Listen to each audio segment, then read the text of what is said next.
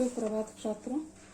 आज हम paper number 13 जो है साहित्य शास्त्र और हिंदी आलोचना, इसके बारे में चर्चा करेंगे। तो यहाँ इस सत्र में यानी कौन सा विभाग छूट दिया है, क्योंकि इस साल अध्ययन के लिए 4 यूनिट है, लेकिन 4 यूनिट में से यानी कई यूनिट जो है ड्रॉप हो चुके हैं, क्योंकि इस कोरोना महामारी के कारण यानी इस कई यूनिट को वहीं पे ड्रॉप कर दिया है। तो तीसरा जो यूनिट है वो यहीं पे ड्रॉप हो चुका है। पहला यूनिट जो है महाकाव्य स्वरूप भारतीय तत्व, और उसमें प्रगीत के स्वरूप भेद, गजल के स्वरूप प्रमुख अंग। दूसरा जो विभाग है एकांकी स्वरूप एवं तत्व, कहानी का स्वरूप एवं तत्व, उपन्यास का स्वरूप एवं तत्व। तीसरा जो है रेखा चित्र स्वरूप एवं विशेषता, आत्मकथा का स्वरूप, यात्रा वृत्त। तो यह तीसरा जो है रेखा चित्र का स्वरूप एवं विशेषता, आत्मकथा का स्वरूप एवं विशेषता, यात्रा वृत्त स्वरूप एवं विशेषता, यह ड्रॉप हो चुका है। और चौथा जो यूनिट है आलोचना का स्वरूप, तो आलोचक के गुण और आलोचना के प्रकार। आलोचना के प्रकार जो है व्याख्यात्मक आलोचना, तुलनात्मक आलोचना और मनोवैज्ञानिक आलोचना और ऐतिहासिक आलोचना, ऐसे 4 प्रकार के आलोचना के प्रकार देखने हैं। और आलोचक के गुण यह महत्वपूर्ण है। तो 4 यूनिट में से 1 यूनिट छोड़ दिया है, वो तीसरा यूनिट यहाँ ड्रॉप हो चुका है, और चौथा यूनिट जो है हमें अध्ययन के लिए रखा गया है।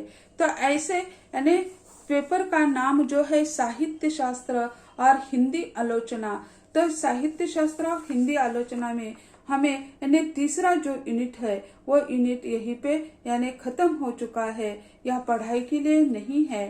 तो हम सीधे अपने अभ्यासक्रम के बारे में चर्चा करेंगे कि क्या है, क्या देखना है हमें। तो साहित्य शास्त्र में यानी काव्य के भेद यानी महाकाव्य, प्रगीत और गजल, ये 3 विभाग हमें देखना है। तो महाकाव्य के बारे में यानी उसमें यानी क्या क्या महाकाव्य यानी क्या है, प्रगीत यानी क्या है, काव्य क्या है, इसके बारे में हमें चर्चा करनी चाहिए पहले, और फिर उसमें महाकाव्य क्या है। जैसे कहा जाता है साहित्य जो है वो साहित्य समाज का दर्पण होता है, वो हमेशा मनुष्य का सहचार बनता है। तो समाज का दर्पण इसलिए क्योंकि साहित्य में समाज का ही वर्णन होता है, इसी कारण साहित्य समाज का दर्पण माना जाता है, और साहित्य यानी समाज का सहचर होता है। मनोरंजन तथा ज्ञान का साधन बना हुआ है। साहित्य के अंतर्गत अनेक विधाएं आती है। प्राचीन काल से लेकर आधुनिक युग तक साहित्य का सृजन हो रहा है, आगे भी होता रहेगा।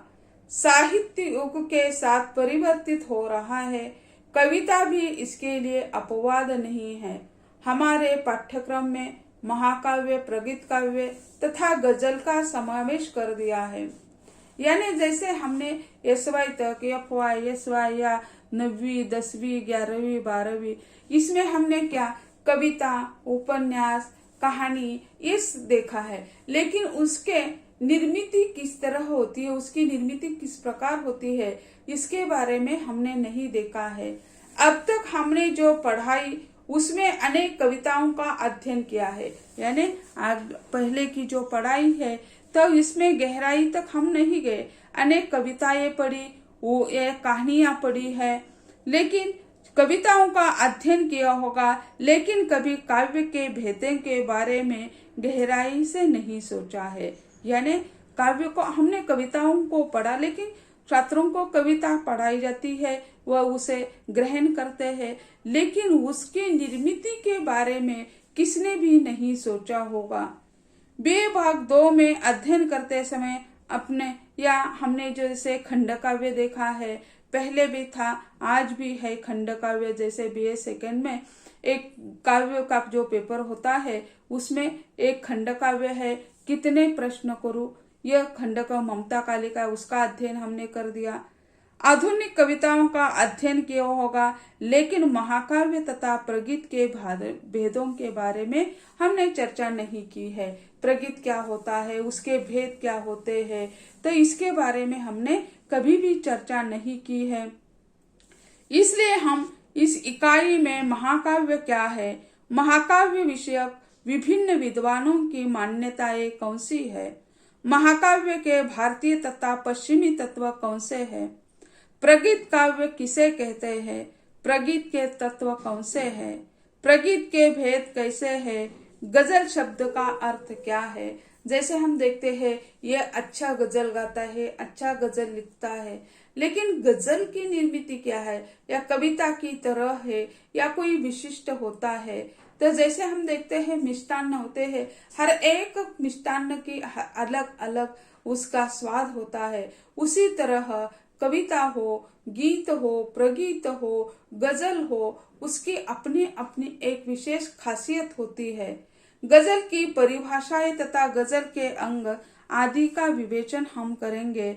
जैसे महाकाव्य के बारे में हम देखेंगे तो महाकाव्य यानी क्या है? जैसे काव्य के यानी महाकाव्य, खंडकाव्य, काव्य, प्रगीत काव्य, तो ऐसा विभाजन उसका कर दिया है। आज हमारे पास ये ब्लैक बोर्ड नहीं है, तो ब्लैक बोर्ड पर हम लिखते हैं तो महाकाव्य के भेद कैसे होते हैं? भारतीयों की दृष्टि से महाकाव्य क्या भेद है? पाश्चात्यों की दृष्टि से महाकाव्य के बारे में क्या कहा जाता है? इसके बारे में हम चर्चा करते हैं। तो ये महाकाव्य जो है, तो महाकाव्य जो है काव्य भेदों के बारे में विभिन्न विद्वान जो है, संस्कृत आचार्य जो है, उन्होंने अपने अपनी दृष्टि से यानी चिंतन कर दिया है। इसके बारे में अपने विचार व्यक्त कर दिए हैं कि यानी महाकाव्य क्या होता है, काव्य क्या होता है, भामा हो, दंडित हो।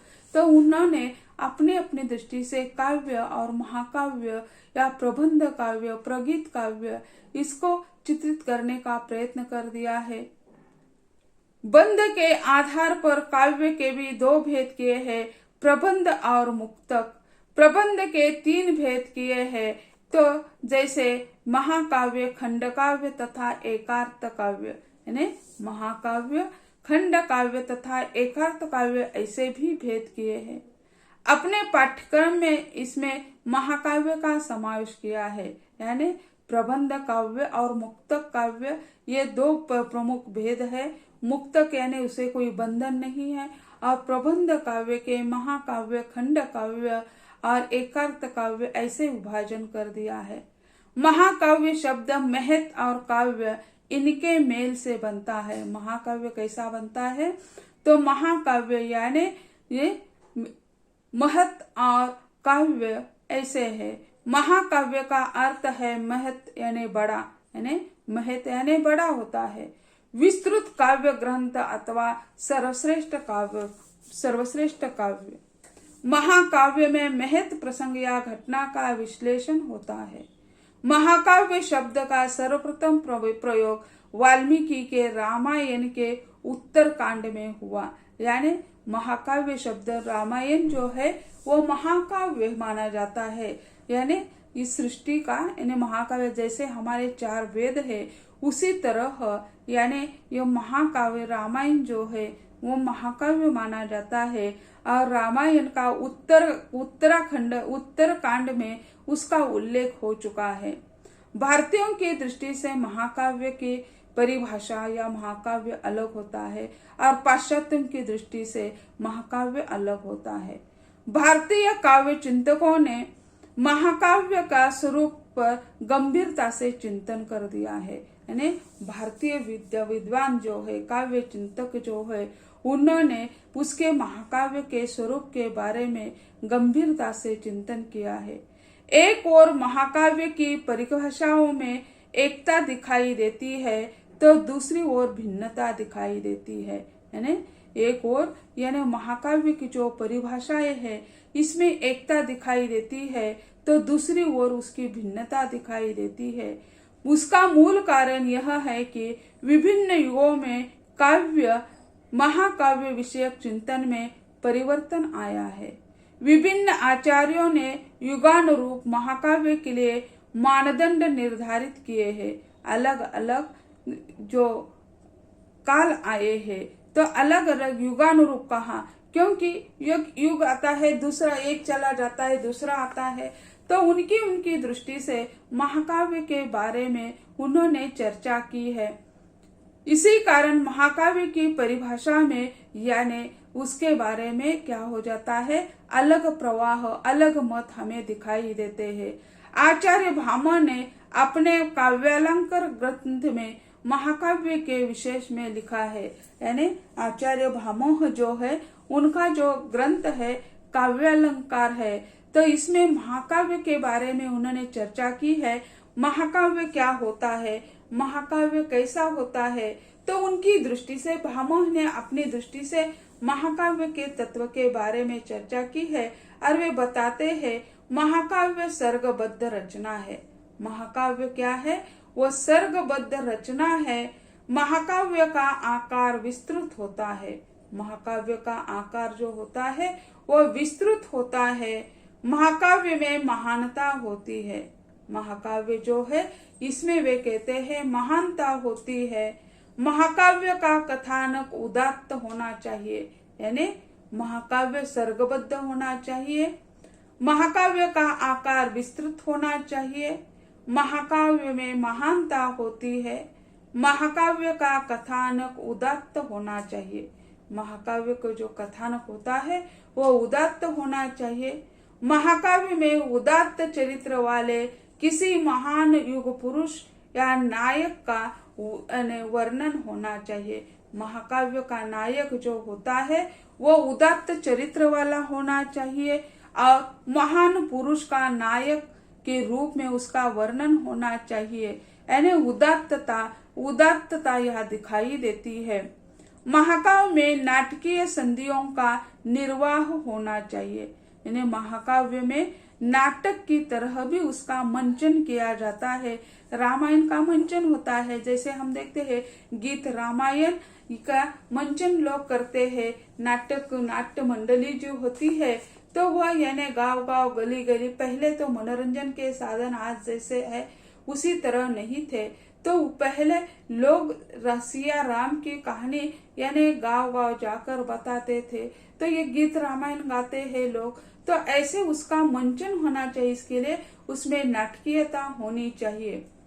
महाकाव्य में नाटकीय संधियों का निर्वाह होना चाहिए।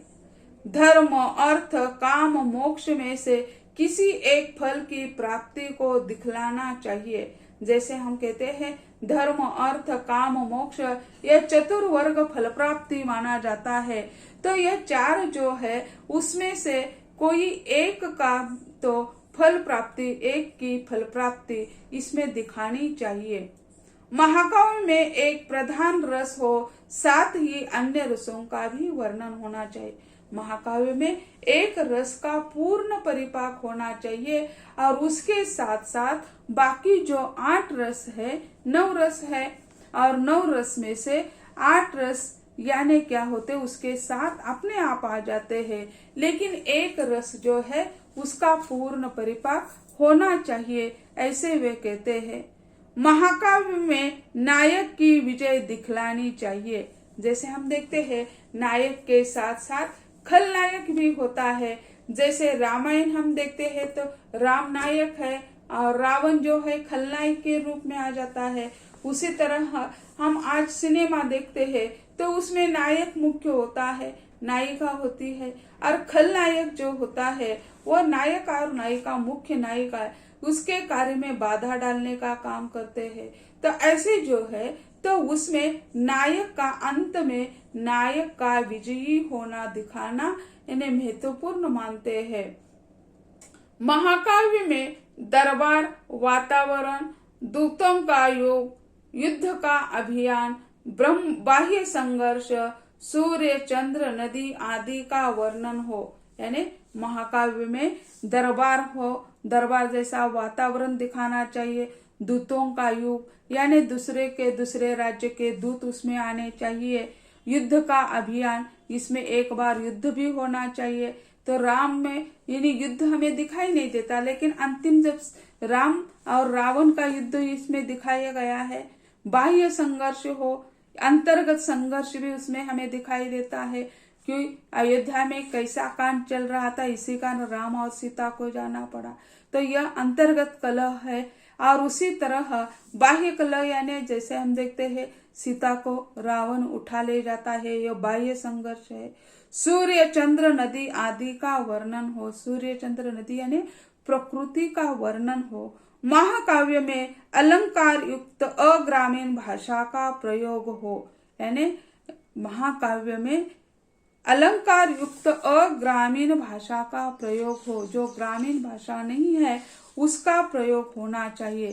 तो ऐसे यानी आचार्य भामह ने जो अलंकार के या जैसे महाकाव्य के बारे में अपने विचार प्रस्तुत किए, उसी तरह आचार्य दंडी ने भी प्रस्तुत किए हैं, लेकिन उसके बारे में चर्चा हम अगले लेक्चर में करेंगे। आज यही कहते हैं, धन्यवाद।